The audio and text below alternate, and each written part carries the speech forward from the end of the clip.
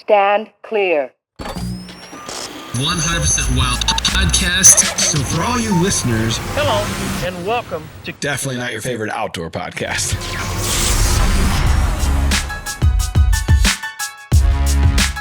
What's up, everybody? Welcome back to the Drury Outdoors 100% Wild podcast. We are powered by DeerCast, and I am Tim Chelsvik. I'm Matt Drury, and I'm excited today. We have a very, very special guest. Oh boy. Okay, so every once in a great while, a man comes along who's almost quite literally larger than life, like someone like a Teddy Roosevelt with interests and skills so varied and keen, they simply cannot be defined by one dimension. Oof. So today we're proud to have on our show a guy whose name is synonymous with adventure and conservation. He served in the Canadian Armed Forces.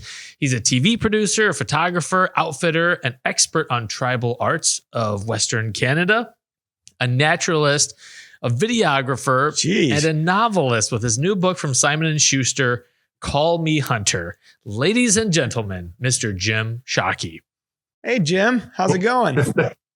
Well, it was going great until I heard those long accolades. I'm not going to be able to live up to that. It's like that frog and the Walt Disney ones. That may have been the nicest thing I've ever heard Tim say about anybody. Yeah, I'm geeking out right now. In fact, I saw Jim at ATA years and years ago, and I just chickened out. I wanted to go up and say hello. I just couldn't do it. Well, Jim, welcome. We appreciate you taking the time to jump on with us today. No, thank you for having me on. It's an honor. Yeah, so, of course, we wanted to talk about the new book, Call Me Hunter. You're going on a big book tour here. We have kind of a mutual partnership with Bass Pro. Cabela is a great partner of ours, a longtime partner of yours. And it's pretty cool what you're doing. But I wanted you to kind of explain a little bit about the book first, because when I hear Call Me Hunter, it makes me think out of the gate that it's a book maybe about your life, your adventures, but it's not at all, right? This is totally, you kind of flip the script on us. Yeah, yes and no. It's not a hunting book, but it's definitely about my life. They had to stick it in some sort of category, so they called it a fictional thriller. But really, more accurately, it would be a autobiographical, abstract fictional thriller. So it's like cubism, where you know what you're looking at, but you can't quite put your fingers on. And there's so many autobiographical points in it that it's hard to tell what's truth and what's not true. So I've essentially woven a story around my travels and my life, starting out in the prairies, and I didn't have to make up a whole bunch on the story. So just so everybody gets it, is nothing's going to get hunted in this story, other than the opening line is Zhivago is dead. I hunted him down and I killed him. So yeah, someone gets hunted down, but not animals. So but I've also, the underlying one of the theme, there's many layers of it, but one of them is I flip the stereotypes around. So the villain is an animal rights activist, and the anti-hero is a hunter, becomes a hunter, learns what hunting is about, and then the protagonist is a young lady. So it's many layers deep, but there's a lot. If you're a hunter and you read it, you'll see how I've changed what mainstream media, how they presented us over the last 60 years. And if this goes well, it'll allow for more books of this ilk to be, and it's time for the pendulum to start coming backwards. We've been vilified for too long. No doubt. And that was going to be my next question, Jim, is you are a very intentional guy. And so it sounds like your mission behind this, like the goal is to help flip the script, so to speak, on the general stereotypes and narratives about hunters. 100%. I mean, every hunter has a responsibility to use their voice to stand up for who we are, all of us, not again, divide each one and say, he uses dogs, he uses trail cameras, I use a traditional bow, whatever, I shoot long distance. We can't divide each other. We have to stick together. So this book is designed to, again, reach in with the hunting message and hunter's message into the world that never hears from us. We talk to each other all the time. We're preaching to the converted, but the rest of the world never hears it. They just hear the bad stuff, because bad news sells for $2 about hunting and good news sells for $1. But you have to reach into their world and give them something that they understand and they respect a novelist. That's cool to be a novelist, no matter what ideologies you follow. And then if they like it and it does well, then it starts changing the perception. So I basically went into their world and said, hey, here's a novel by one of us louts, with no higher sensibilities that spits on the floor and kills stuff for fun. I mean, it's just such absurdity that they stereotype us like that. So believe me, this is a very intentional novel, but it's also meant to be entertaining and a fun read.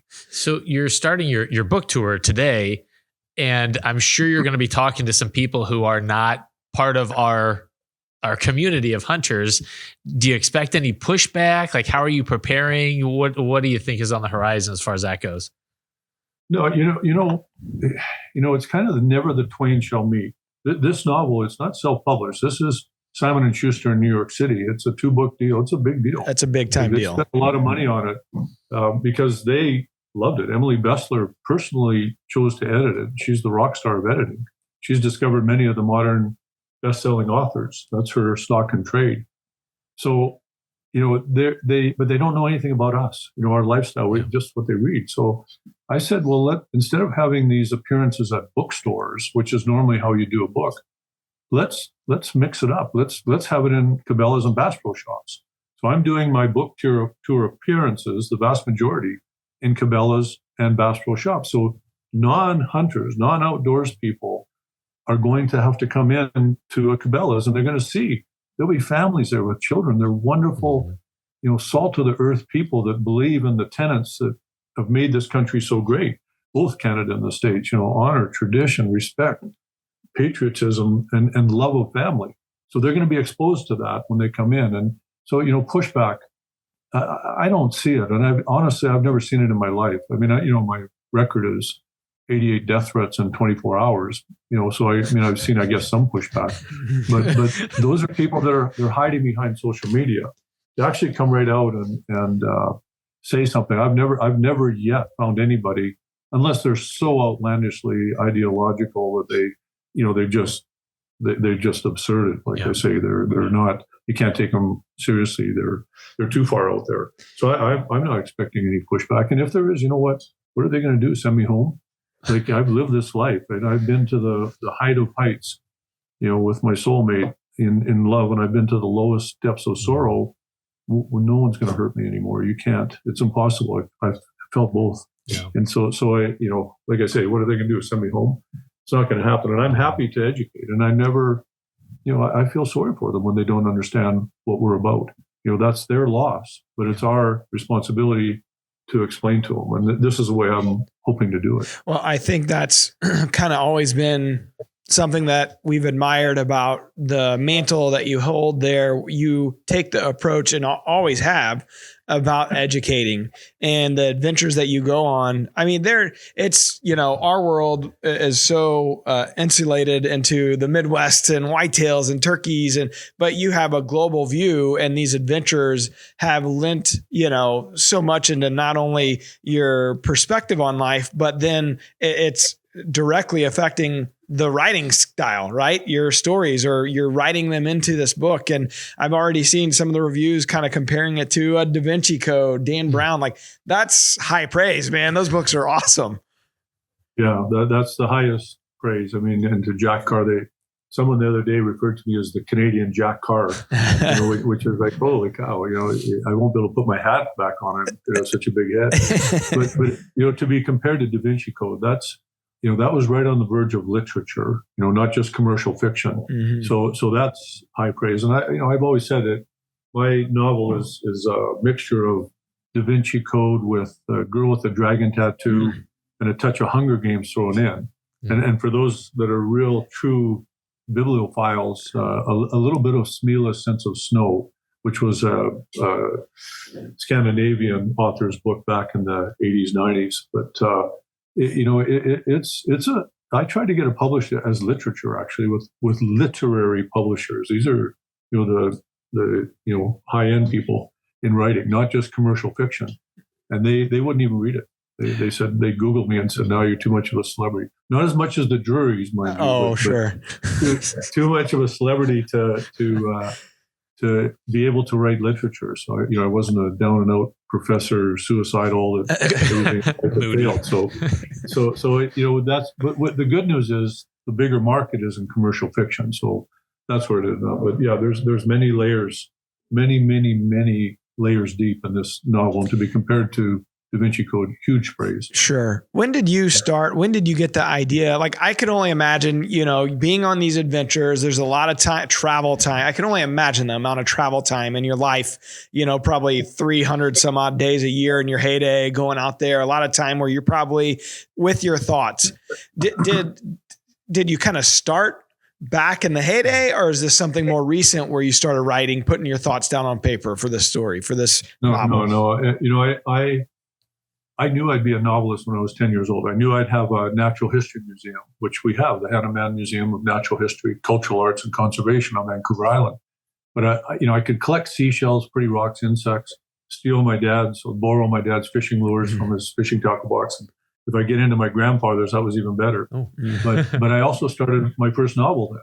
I was 10 years old. I was reading like crazy, and I realized real quick that I didn't have the skills. You got to hone the craft. And I didn't have a story to tell. So I figured, okay, I'll live life first. I'll keep collecting for the museum. In 93, I sat down and I penned the first lines of Call Me Hunter, the book that is now the novel being released. Wow. And Zhivago was dead. I hunted him down and I killed him. And then I went on to write that first page, and I realized right at that point that I hadn't lived enough life yet. I still did not have a story to tell. So I had to go 100 miles an hour for the next 30 years before I was ready. But all the way along that's the whole purpose of that, was to be able to tell the story, all the adventures, everything I went, it was all to tie in. I mean, the novel, I say in the preface, it's my story. It's up to everybody to decide what's truth and what's fiction in that novel. And tongue in cheek, I say, well, nudge, nudge, wink, wink, that it's 80% truth, and the 20% that would put anybody in jail, that's the fiction. But I would sit in, customs offices around the world. I mean, I'd be, my gun would get arrested, or I'd have to be, sitting there for hours and hours. I'd be writing, sitting on a mountaintop, glassing for sheep. I'd be writing in my head, like a prisoner. I didn't have paper and pen. I didn't need it. I was just formulating this story. And so that when I actually sat down to start writing in 2019, November, I could have written the first 100 pages watching television. It would have been, I could have watched Laverne and Shirley reruns and been able to write it, because I'd lived it. I was just telling the story that I'd written in my head for all these years. I think Tolkien was along the same line. I think he had this line, like in a hole in the ground there lived a hobbit, and he had that line for years before he finally wrote The Hobbit and the Lord. Like, it all started with just one line. So there's an interesting parallel there. So the 80%, is there a story from the road? Is there a story that really stuck? It stands out and it's a major part, or, is there a country, or is there something, an element here that stands out from your adventures? Something that you got into, some trouble you got into unbeknownst to you, and it really played a major factor? Or is it just kind of all of it had a part to play? Well, that's for you guys to decide.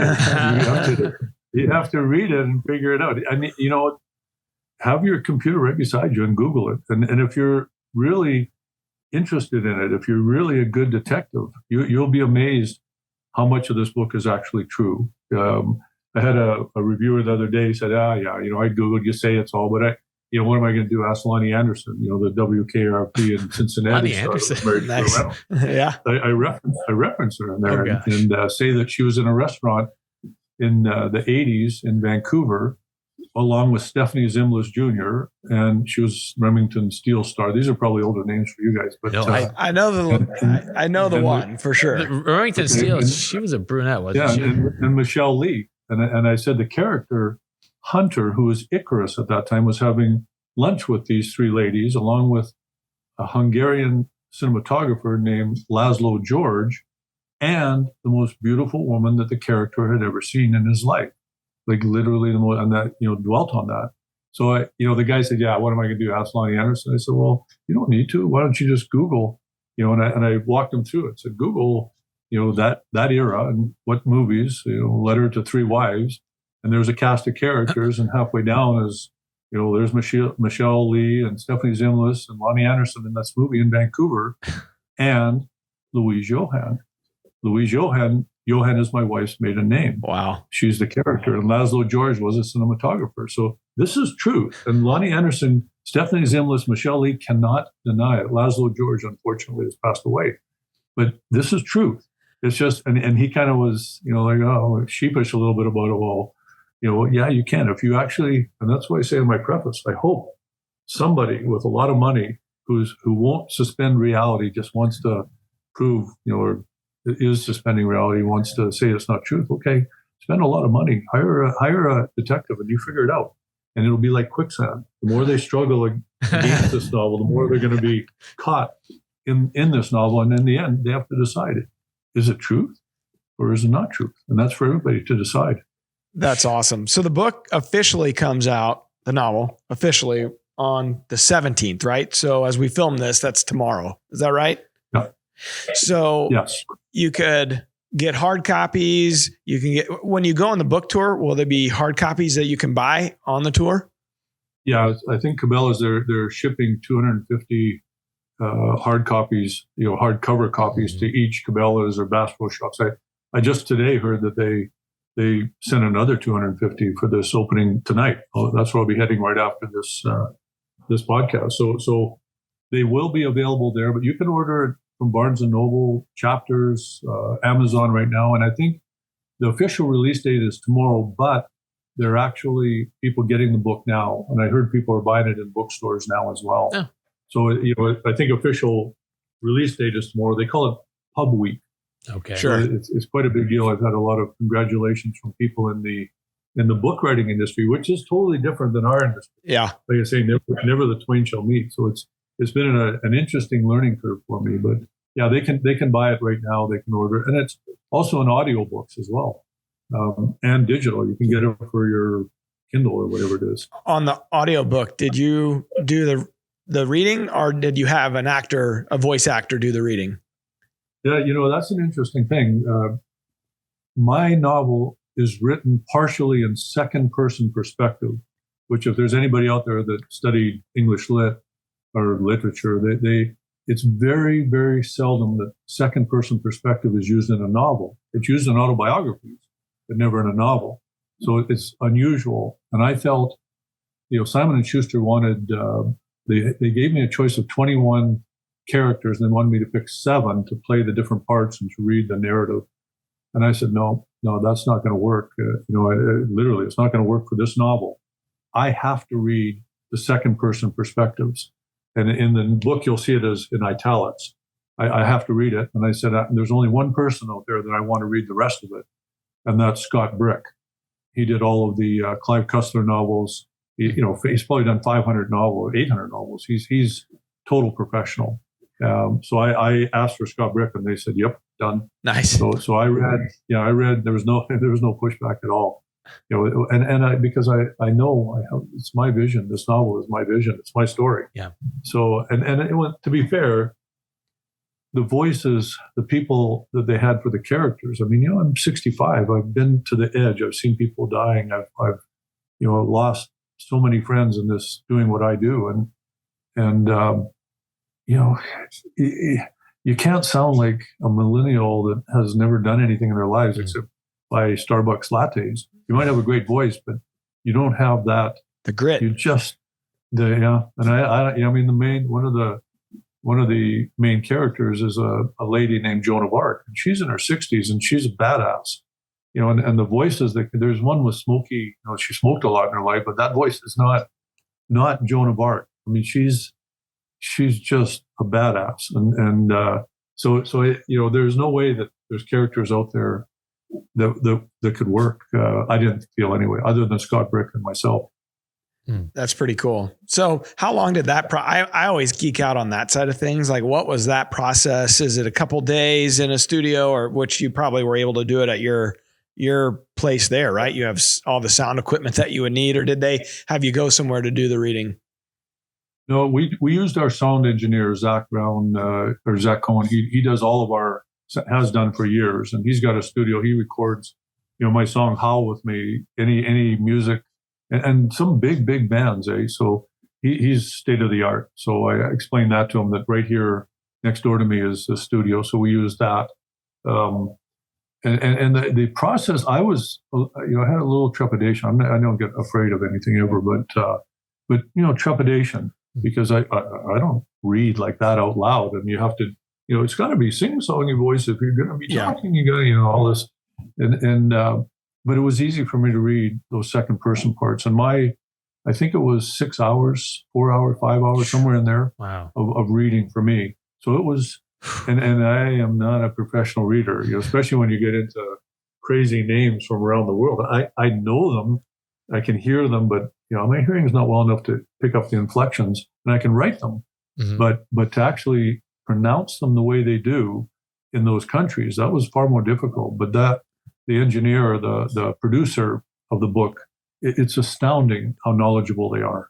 I go blah, blah, blah on a word, and he'd say, no, it's blah, blah, blah, not blah, blah, blah, blah, blah, blah. And I go, okay. So it took a few takes to get a lot of the words. And he said, I asked him about Scott Brick, because, I'd maybe get a page at the most, where I could read the whole page without blubbering and flubbering.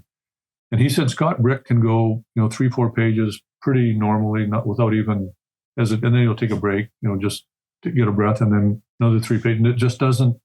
He's just professional. So I don't know how long that process took, but he must have done it. I haven't heard it yet.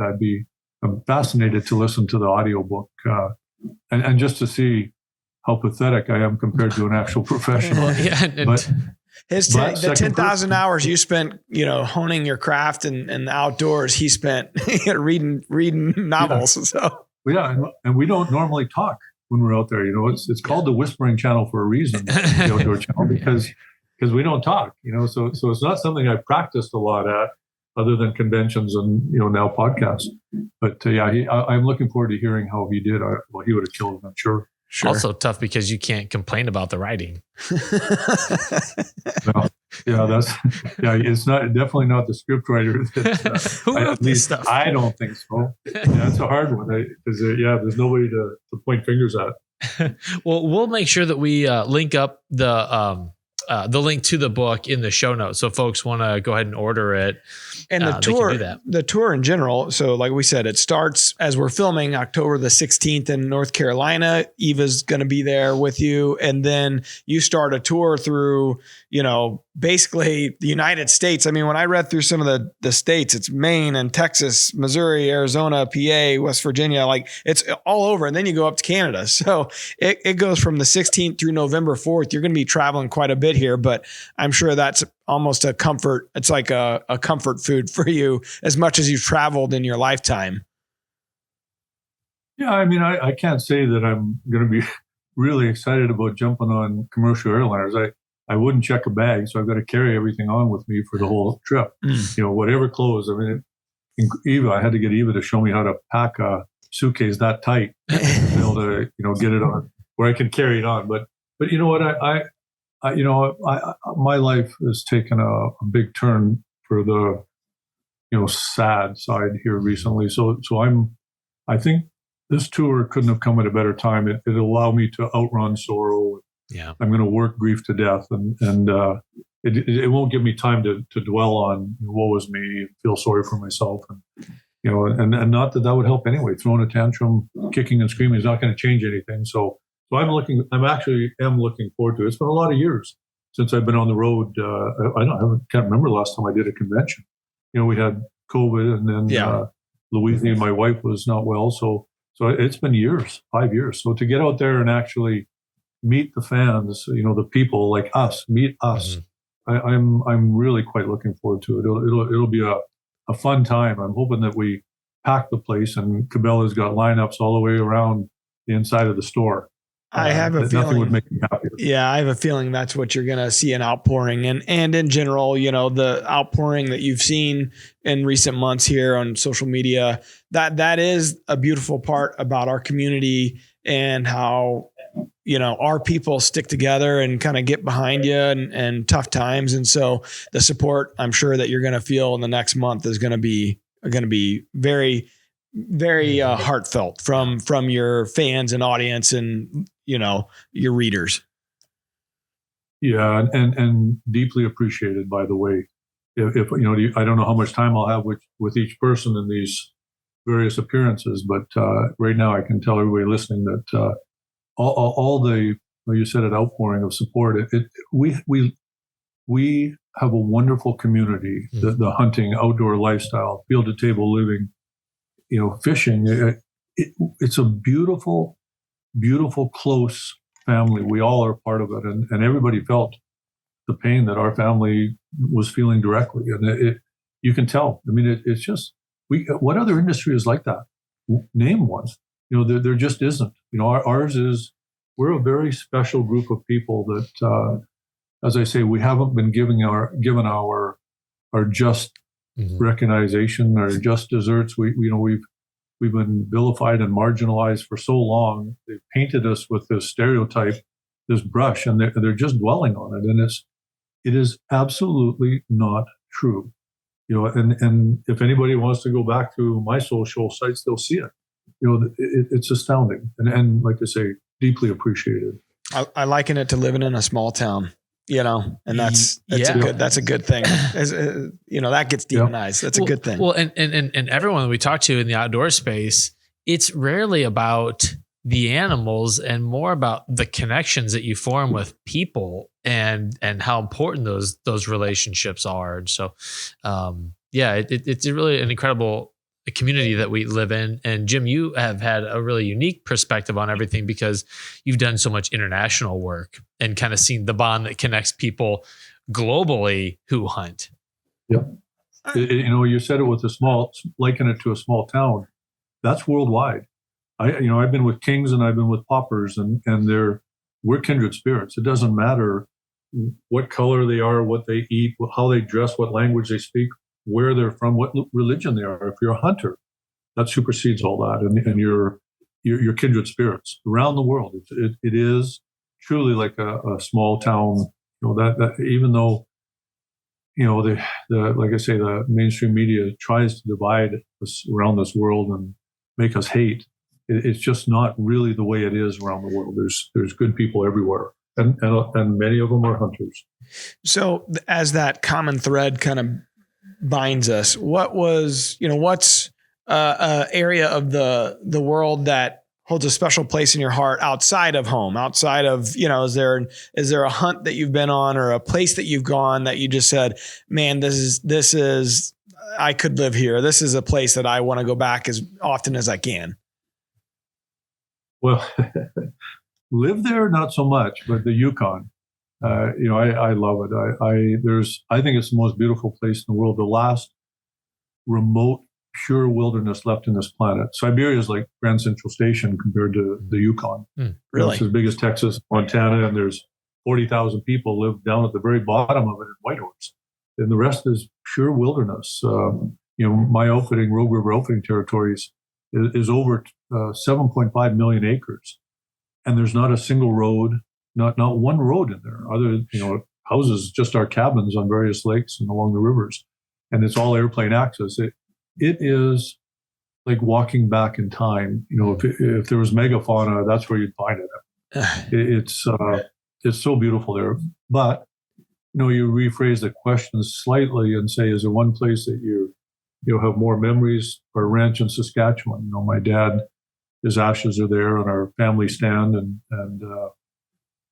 my son, our Brandlin, our daughter Eva have taken deer on that stand. My father-in-law, I was there for his last deer on that stand, in a ranch in Saskatchewan, hunting deer. So that is a very, special spiritual place for me, and I think for our entire family. And change the question one more step. Louise asked me one time if there was one place that I'd been, a rougher place, that, normally she, if there was a spa within 3 miles, she was pretty happy on any of these trips. But, if there was a rougher place that I'd been to that I wanted her to see, where would that be? And I said, Ethiopia, the Omo Valley. I mean, it's really, Emperor Constantinius, that was the place, the first churches were built in 400 AD, 300 AD.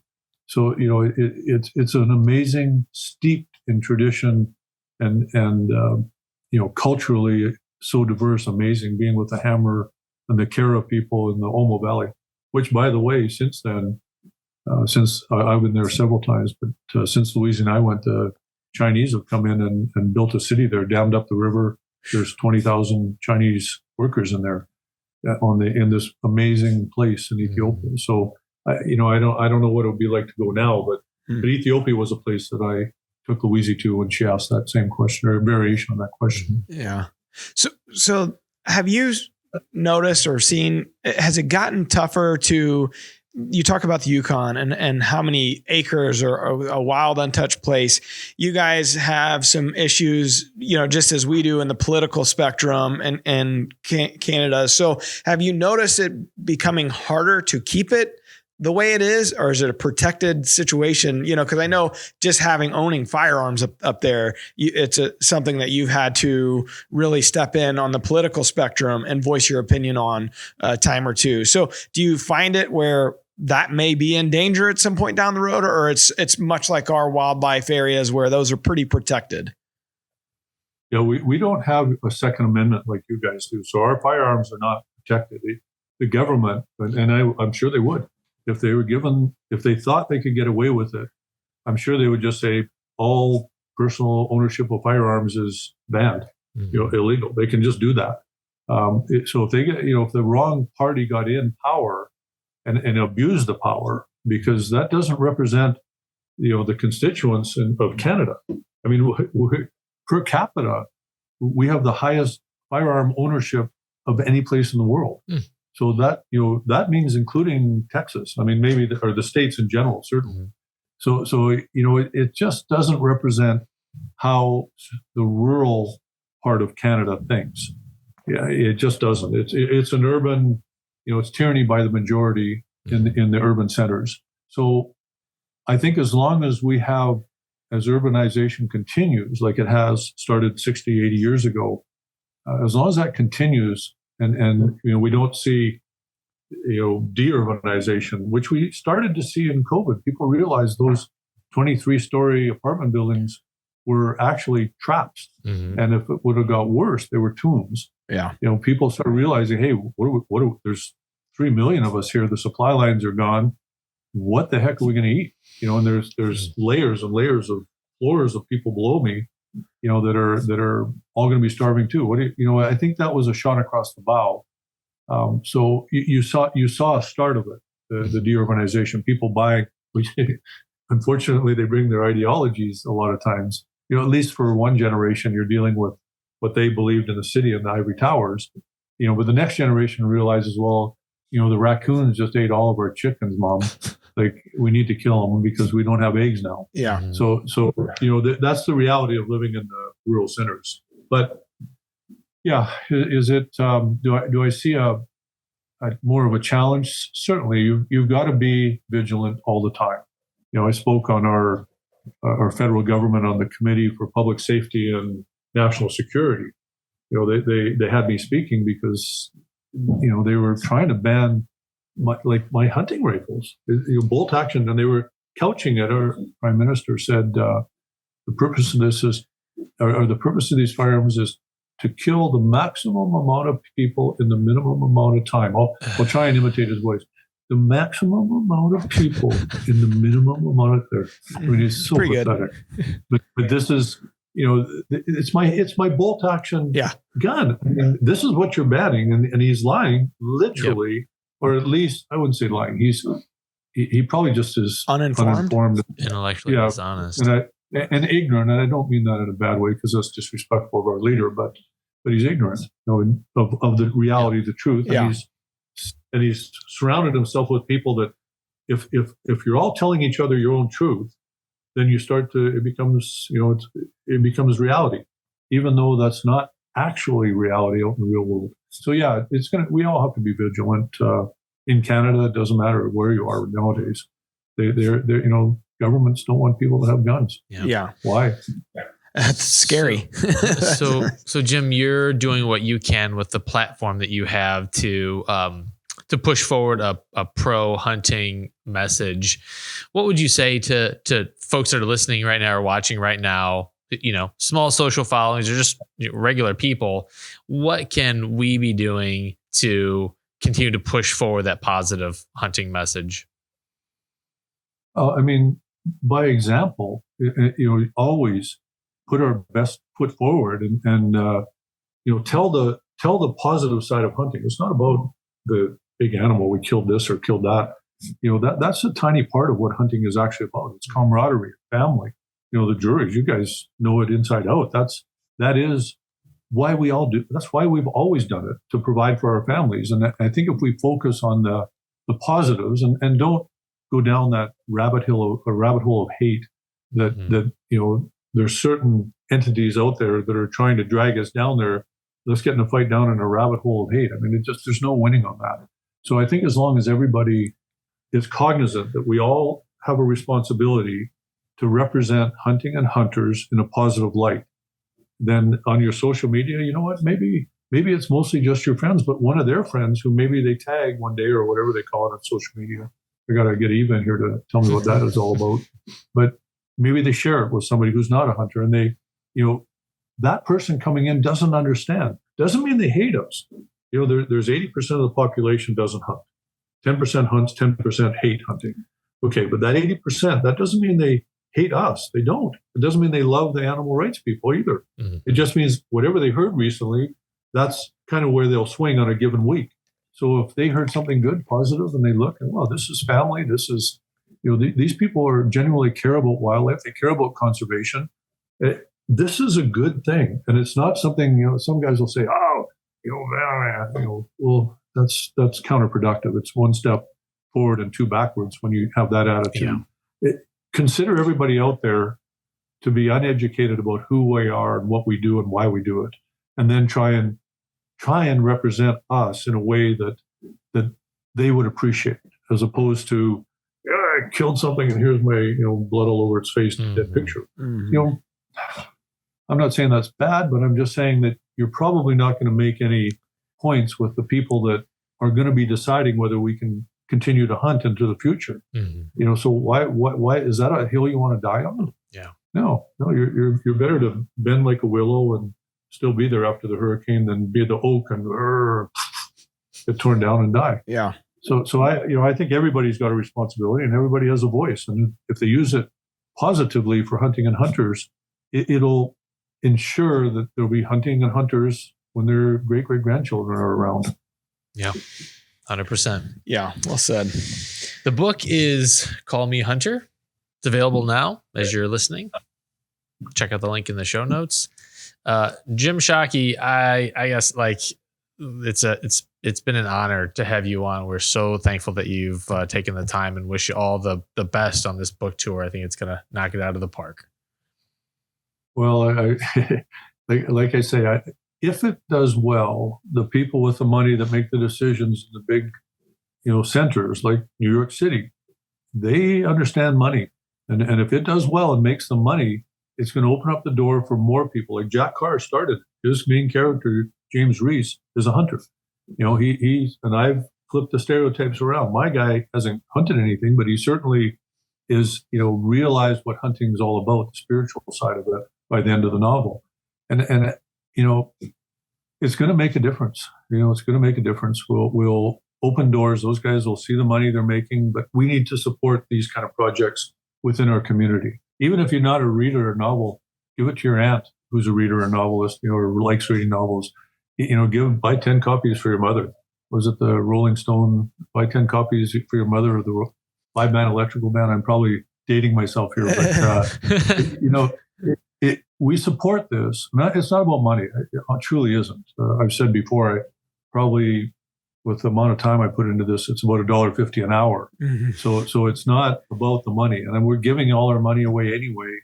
Louisa and I already started that process, creating a society to give the land, the building, the contents of our hand-to-man museum, and an endowment to cover expenses for 40 years. Mm-hmm. So it'll always be donation only. So I'm giving all the money away. Eva's probably listening to wait a minute. but it's not about the money. It's truly about changing the perspective of non-hunters in a positive light for hunting and hunters. So that's what I'm hoping that we accomplish with this. So yeah, it's self-serving to a degree, but it's also, I think it'll open doors and allow more of our stories to be told, and they need to be told because we've been outed, excised from the mainstream media since Hemingway and Ruark, really, early 60s. So we need to change that. That pendulum needs to swing, but we need to do something that they respect. And that's making money and being in their world of art that only they apparently have access to. Yeah. So that's what the book's about, is art. Well, you're a great ambassador for all of us hunters out there. So thank you for what you're doing and keep at it. Yeah, I want to echo that and just say on behalf of the Drury family, sending the Shockey family all the love we have and appreciate you guys very much. And you guys hold a special place in our heart. So thank you for your time today, sir. Good luck on this book tour, and hopefully we'll cross paths here soon. You betcha. Let's check. We'll meet each other again at one of the conventions this year. I'll be hitting every one of them. So I'll look forward to it. ATA's in St. Louis this year. It's our spot. So maybe we'll see you there. There you go. I'm sure they got it on my schedule. All right, Jim. Thank you very much, sir. Good luck today. You bet. All right. Yeah, thanks for having me on. All right. Yeah. Bye-bye. Well, proof we just outkicked our coverage with guests. That's here. right. Yeah, I can't wait to read it because those books, that's right up my alley. Nail biters. I love the Dan Brown books. I love those books. And honestly, even like Bobby Cole, his line of books, those are all nail biters as well. I mean, I wouldn't be like a world kind of traveler type of a book. It's kind of your down home, in the South book, but it is, all his books are nail biters as well. So I'll definitely get it and look forward to checking it out. Jim Shockey is the Bobby Cole of international novelists. That's right. I bet you'll never hear those words put together No again. one will say those words ever. They've never said those words. That was awesome. I appreciate him taking the time to jump on, and he's obviously a busy guy. And tonight, as we film this, is the very first one in Cary, North Carolina. Then he goes to Maine, then Texas, and then he's going to be in Springfield, Missouri.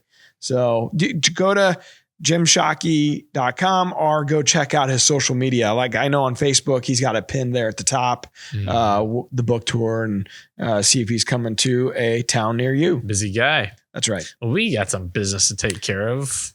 It's business time. You ever see that show? No. Is it It was an HBO show. It was funny as heck. All right, keep moving. Weird that HBO used to carry Fraggle Rock back in the day. Really? Yep. Doesn't seem like a Fraggle Rock station. 100%. It's a PBS show, isn't it? No, that's Sesame Street. No, I know that, Tim. You better keep moving. Okay, we got a real wild clip this week. It's brought to us by Nose Jammer. You got the wrong wind. Jam them. Take a shower in it. They have shampoos. They got deodorant. Everything. Wind check. Everything. I use the wind check so much. Is it gone? Constantly running out of wind check. It smells too good. You're not supposed to sniff it. Well, I'm just checking wind, and I'm always downwind. So. You got any more of that wind check? All right, what do we got? All right, this is coming from Jesse Vanderbilt in the Rack Pack. He sent this to me, said that we were able to use it on the show. And what do we have? All right, so we got $2 in a cornfield.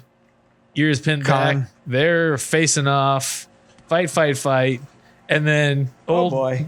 Jumbly Joe over there to the left. Deer. The third buck, he's a big boy. He comes charging in. Jesse's in the blind here. He's switching windows. And I'm a big boy. These two are still going at it. And then this buck jumps in and just nails that one in the hand. It's like you got to fight. You're in high school, you see a fight going on down the river, and then all of a sudden somebody throws a haymaker from the side. Right.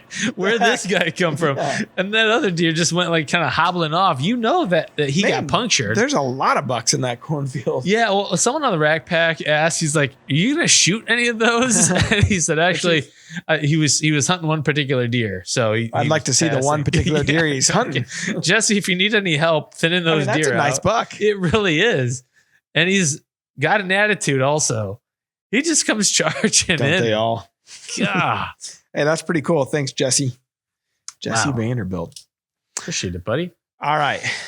So we got the question of the day today. It's proudly brought to you by Victory Archery, the Carbon Arrow experts. And it's from Todd Woods over in DeerCast. He says, would you still hunt on a day where DeerCast says poor, or would you wait until it says good or great, given that you're hunting a new area without any intel? I think I answered this in the Rack Pack. And this is something you're going to always see guys get chippy on. They're always going to come in and say, you shouldn't have an app. If you have to listen to an app tell you when to hunt, you shouldn't be hunting. That's the line. Yeah. I've seen it a lot. Yeah. It's a fair question. He's just trying to get intel. So no, it doesn't mean that you shouldn't hunt necessarily. What I would say is you want to go to the hourly breakout, look at the conditions, look at the pressure, the cloud cover, when's the moon coming up, setting, rising, all those things, and pair that with, I know he said he doesn't have any intel on this going into this, but if you have any trail camera photography or anything like that, and ultimately, hey, if you only got that day to hunt, and say you got decent access, the wind's in your favor, go hunt. Nothing can replace eyes on sight. Mm-hmm. Nothing can replace that real-time intel. And we were just talking about it, Scott and I, today. There's a lease that we haven't been on yet. We haven't hunted. We've got trail cameras out, but we really don't know until we sit it. And so we need to sit it. You got to have that seat time. Mark and Terry talk about that all the time. So look, the app, it's kind of a guide, a general guide. We've always mentioned it as that. It's, if you're a beginner getting into hunting, it's very helpful. There's a lot of insight. It can get you up to speed real quick from the interviews that Mark and Terry have in the hourly breakdown. But ultimately, nothing's going to be better than you and boots on the ground intel. Yeah. And I would like right now, we've had some weird weather so far this year. It's been a tough start to the deer season. There've been a lot of hunts where I've gone out. I brought the cameras, I brought the bow and everything, but I just kind of know this is probably more of an observational sit than it is anything else. And so there's some value in that. You had an observational sit that saw a big deer. Yeah, I didn't expect it. Wasn't an overly great forecast, super cloudy, super overcast. But I went out anyways. And I saw a shooter buck. And then when I went back the next day to check out the area more, I found a rub line that's likely his that I had no idea was there. I think he probably just started it. So there's a lot of value. I mean, just because you don't kill doesn't mean there's not value. Now, the kind of asterisk here is you just don't want to do any damage. You don't want to do any harm by going in where it's a bad rating and maybe you're going to push your wind the wrong direction. No doubt. So good question, Todd. Yeah, thanks, Todd. And I don't think you shouldn't be hunting just because you asked it. Okay. The wildlife word this week is made possible by PH Outdoors, makers of the G series of no-till drills. We talked about this last week for our buddies in the South that are still putting in their food plots. No better way to get your seed in the ground. I think we're probably, I don't know how long those guys plant down there. I bet we're coming up on the edge of when they stop, I would think. Yeah, hopefully you guys aren't having to replant because of drought. Yeah. So that's tough. All right, what do we got today? Okay. It's a vocab term. The knobby knurl above a whitetail's pedicle is called the A, girdle, the B, bric-a-brac, C, wilbow growth, or D, burr. I'm going to go with burr, but I don't know. It could be wilbow. Okay. The WG? That's right. Okay. All right. What do we got? Jim, what do you think? Oh, Jim's gone. Jim's gone. Sorry. It is D, burr. You're right. Hey, that's a public school education. Remember, what was it, a milk commercial from the 90s where the guys listened to the radio? It was like, who was a something president? And he was like trying to say Alan Burr. But he had a mouthful of peanut butter and no milk to wash it down. Alan Burr. Like, I do not know this. We can't give it to you. Jim might have known that one. You have a lot of references that I feel like Terry, Jim, like that era of person. Oh, no. Oh, it's anachronistic. I bet Jim and Terry are probably about the same age. I'd bet. He said 65. Oh, he's 65. Mm-hmm. So Terry's 67. Yep. Yeah, close. He'll catch up. Shout out. All right. Last but not least. No, we're at the shout outs. Second to last. Setswana 13. I don't think that's their real name. 5 stars. I'll take the 5 stars. It's 2023. Anyone can make a name out of anything. Topic says what I didn't know I needed. While I love all the tips and expertise from the juries, the thing that sets this podcast apart is the self-deprecating humor and honesty regarding struggles in the woods. Good stuff. Press on. I think when he mentions the tips and expertise from the juries, I think Amy, Mark, and Terry. Maybe Taylor. What gives you that I certainly idea? think the second part of this, the self-deprecating humor and honesty regarding struggles in the woods, would be more about the two of us. One of our listeners shot me a direct message on Instagram, and it was a clip. Tick. T-I-C. So it was a video he snapped of the Ben Rising show where Ben was talking about it being so hot when he went out that he walked out without his shirt on. And I just kind of muttered under my breath. I heard it. He got footage of that. And he was like, the fact that Matt and Ben just kept rolling through that. Yeah. He's like, that was the funniest part. Yeah, I heard it. I just ignored it. I'm good at ignoring it. Oh, that's why the show works. Ben got a lot of good, we got a lot of views on the YouTube version of that and the DeerCast version. But boy, people were angry at first because they thought they were going to see his kill.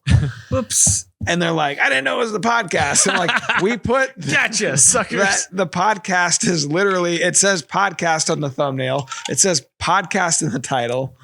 It's a podcast. Just like the new Rack Pack member. Everybody's got one, okay? Didn't get the joke about having to remit payment for being in the Rack Pack. Like, if this thing costs, I'm out. Me off. Yeah.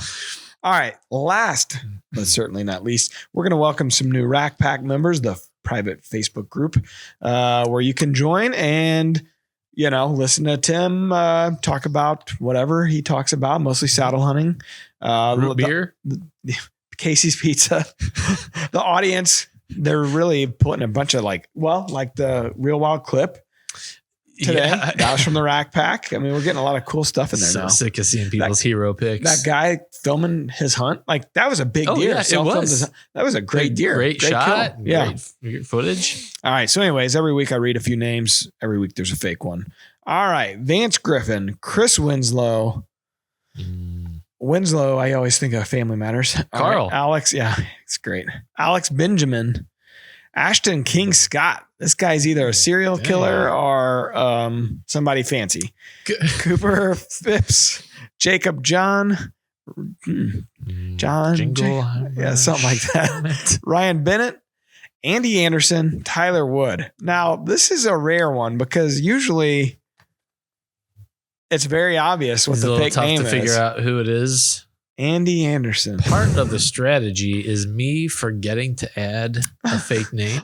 So they're all real. Gotcha. I don't know. Andy Anderson might not be real. Well, or Ashton King Scott.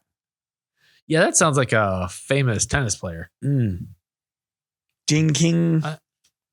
Norman Gene King.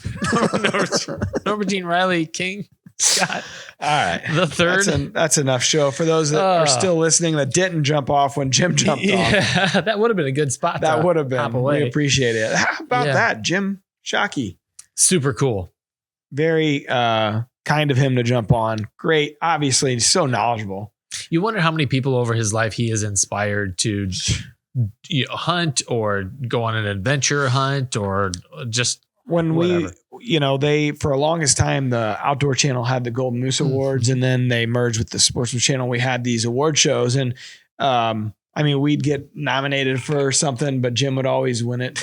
Like every year, their show is so cinematic, and it was hard to keep up with him being in Africa, we're in Iowa in a box blind. It's back at it behind the barn today. Tough to win best overall. We squeaked 1 year out, the first year of 13 we did. But mostly it was his son Brandon's that produces and the videographer and a lot of his stuff. And just great content. But when he'd get up to do his speeches, always a highlight of a couple guys, even Tim Wells, the year he won best, like there's some guys that get up and they can just captivate an audience. And Jim's obviously one of them. Knows how to, keep the crowd in the palm of his hand. Yeah. So not a surprise. He's, writing novels and, using his expertise from the field to kind of weave it into the story. A real worldly guy.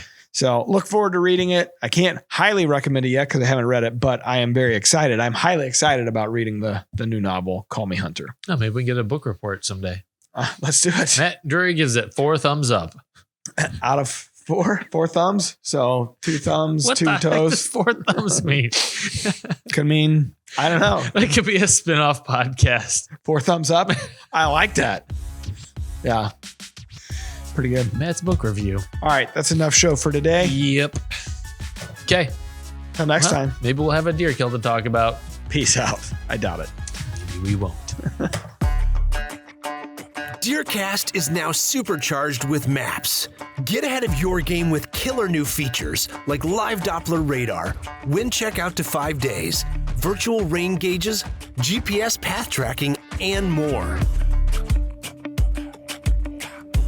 Plus, get our 14-day revolutionary DeerCast prediction and access to DeerCast Track. Prep, predict, and pursue with DeerCast.